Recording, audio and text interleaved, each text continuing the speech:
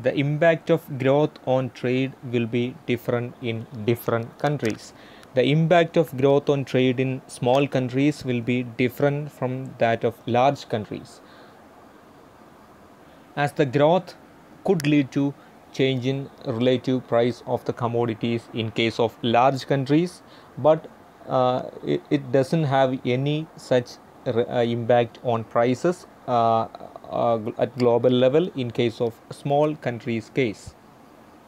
The growth in large countries are enough to impact the global prices of the commodities.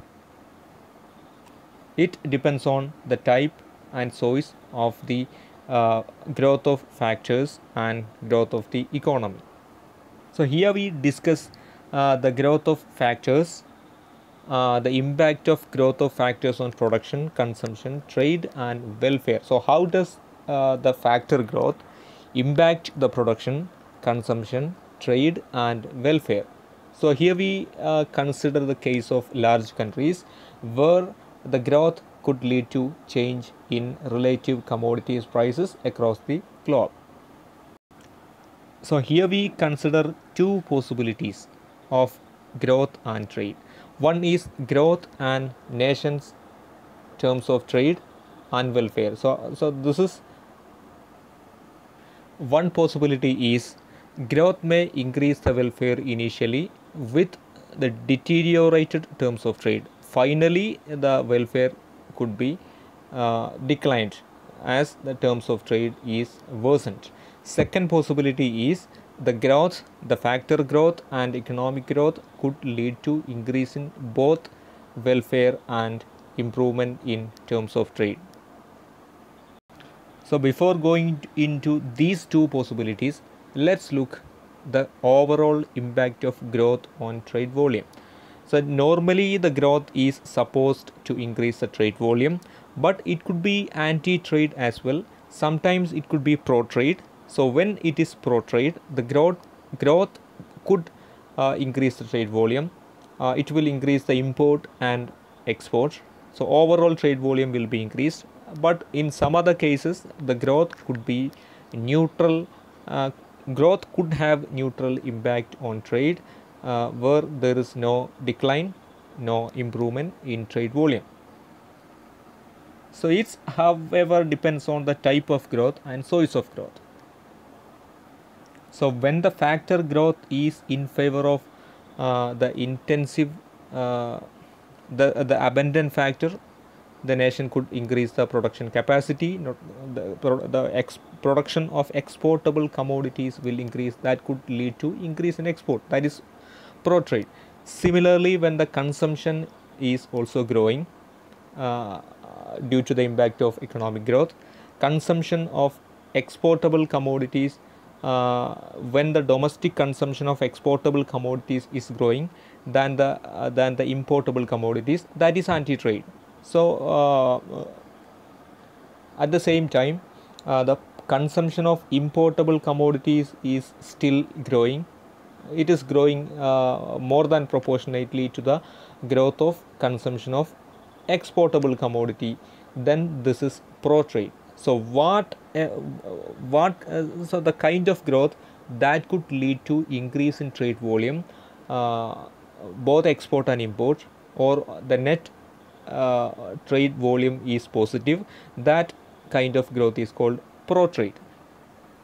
So it however depends on the type of growth, the type of factor growth, the type of economic growth, production impact, the type of consumption growth. So consumption on exportable commodity or consumption on importable commodity, production of exportable commodity or production of importable commodity. Similarly, the growth could have different impact on terms of trade. Normally, it is supposed that the economic growth is supposed to improve the terms of trade, but it is not the case always.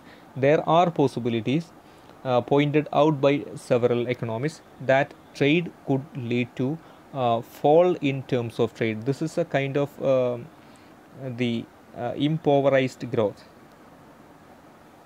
So here we consider both possibilities of impact of growth on trade and welfare. So let's consider the first possibility of growth and trade and welfare. So here we consider the case of immiserizing growth. This is a possibility pointed out by various economists, including Jagadish Bhagavati. Jagadish Bhagavati is the economist behind coining the term immiserizing growth. So this is associated with the impact of growth on growth that could lead to increase in welfare, but with the deteriorated terms of trade. This is a kind of impoverished growth that could be making distress to the economy. Ultimately, the welfare could be declined due to the deteriorated terms of trade even after economic growth. That kind of growth is called immiserizing growth or impoverished growth. That means the economic growth of the nation will be followed by some kind of impoverishment. So to speak, even if growth initially leads to increase in welfare, the deteriorated terms of trade, the worsened terms of trade of the nation will ultimately decline the welfare. That means the consumption level of the people finally will decline due to the deteriorated terms of trade, even if growth is positive. This is termed immiserizing growth by Jagadish Bhagavati. So whether growth leads to fall in welfare, in fact, this is in fact a possibility. Growth normally could lead to increase in welfare, but there are some cases of terms of trade deterioration of in certain nations after the economic growth, after the factor growth, after the economic growth, terms of trade could fall, terms of trade could be deteriorated. Then finally that could impact the consumption level, that could impact the welfare finally. So even though there will be positive wealth effect after factor growth and economic growth, this positive wealth effect could be offset by the terms of trade deterioration. So finally, in certain nations, the growth could be impoverished growth or immiserizing growth, according to Jagadish Bhagavati. That makes so here the growth is making the nation poorer. So let's look assumption briefly. So here we discuss the case of two nations, the trade between two nations. This is a two-nation trade model, and growth is happening in the home country only. So only one nation is experiencing the growth. This is in fact not due to the growth is not happening in the other country. So here, for the convenience of the explanation of trade and its impact, here it is assumed that growth is happening in the home country only. And there are two commodities trade is being discussed, the commodity X and commodity Y. Suppose the commodity X is exportable commodity and Y is importable commodity for nation 1. Since suppose the nation 1 is a labor abundant country, so a commodity X is a labor intensive commodity. That labor intensive commodity is the exportable commodity of labor abundant country nation 1, and at the same time commodity Y is capital intensive commodity, which is importable commodity for nation 1, and full employment is in place. Technical progress will be neutral. The growth could happen in both capital and labor. So growth leads to increase in supply of abundant factor. So here that could be increasing the trade. This is not anti-trade, and factor mobility is assumed across the international borders. Here let's look the how does immiserizing growth happen and how does it work. So here we have two production possibility frontiers, one before the growth, one after the growth.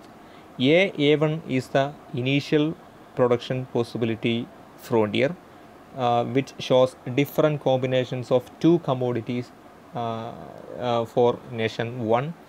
AA1 is the first production possibility frontier, initial production possibility frontier, that is a PPF before growth happens. Then after the growth could be materialized. So after the growth, AA2 is the production possibility frontier. This is the outward shift of the production possibility frontier as the production capacity of the nation 1 increased after the factor growth. That means after the factor growth, economic growth is the result.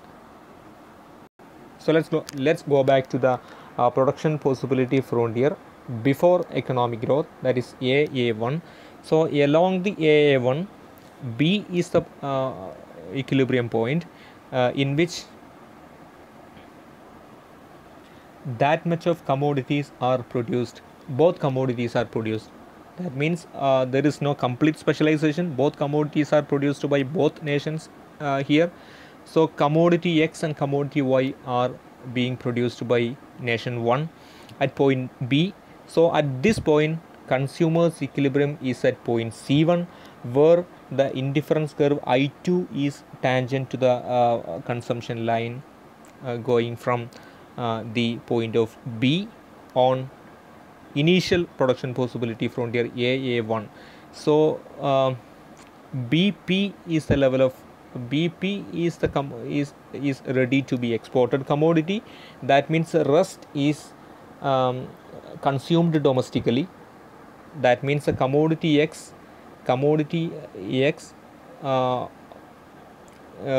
BP of commodity X will be exported, as commodity X is an exportable commodity of nation 1. The rest is domestically consumed. C1P is the level of commodity Y that could be imported, that is ready to be imported. The rest is produced domestically by nation 1. So meanwhile, the growth is happening. So at the blessing of factor growth, production possibility frontier shifted outward to AA2. This is the new expanded production possibility frontier of nation 1, where B1 is the level of equilibrium, level of point of production of both commodities, commodity X and commodity Y, as both nations produce both commodities. And at B1, new consumer equilibrium is established at a lower indifference curve, that is C2. So even after consumption, so even after economic growth, consumption level has declined from C1 to C2. This is the it is a lower level of consumer equilibrium, as it is on the lower indifference curve. So at this point of B1 production of both commodities in nation 1, B1P is the level of commodity X that could be exported. The rest will be consumed domestically. That means the consumption level has come down. So B1P is greater than that of BP. That means the export has increased, but that means trade has increased, but the consumption level has come down, welfare has come down. Similarly, C2P1 is the level of commodity that could be imported.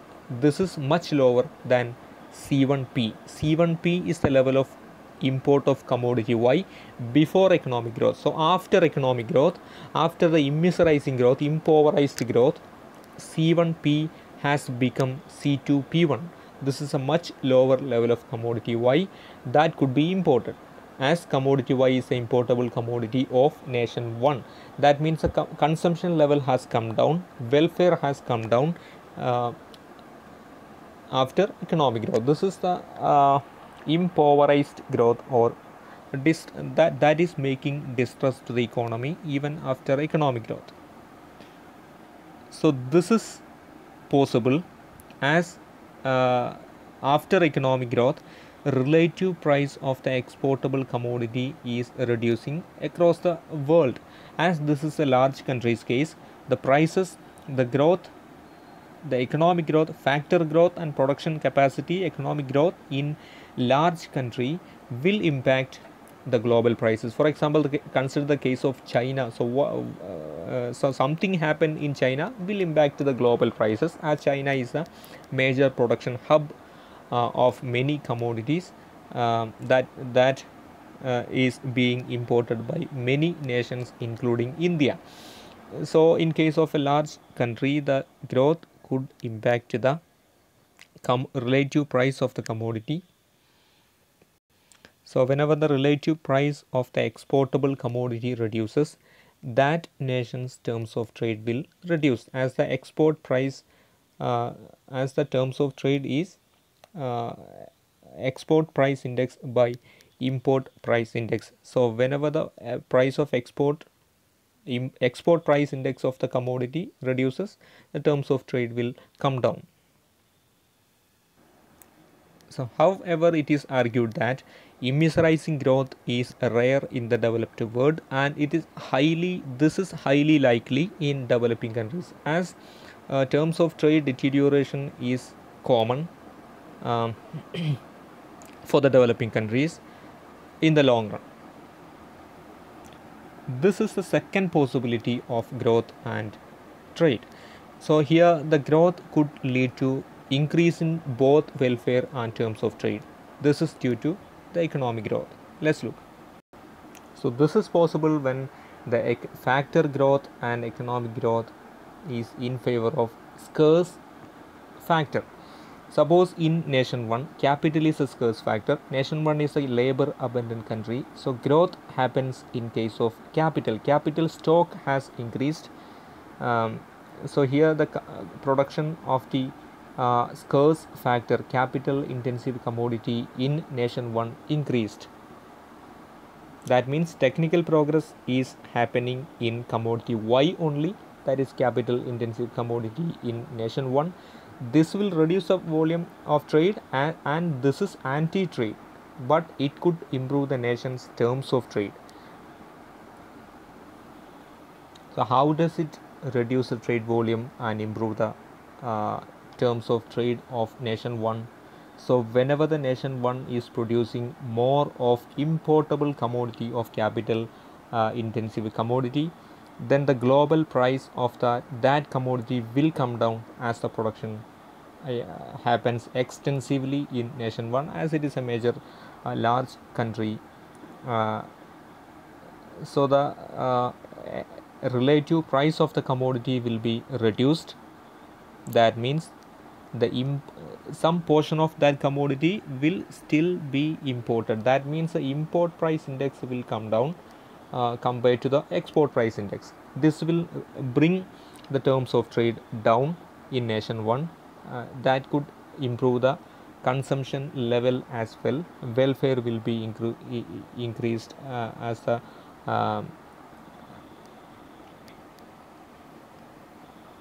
after effect. So let me conclude the presentation. Here we discussed two possibilities of growth and trade. So growth could lead to fall in welfare due to terms of trade deterioration. Second possibility is growth could lead to a rise in both terms of trade and welfare. So all these depends on the type and source of growth. So whenever the technical progress is in favor of scarce factor, that could improve the terms of trade, even though the trade volume will be affected. Similarly, whenever the factor growth is in favor of scarce factor, that could whenever the factor growth is in favor of abundant factors, that could increase the trade volume, but that could reduce the terms of trade, as the export price of the commodity, export price index, export price of the commodity will come down, terms of trade will come down, welfare will be badly affected.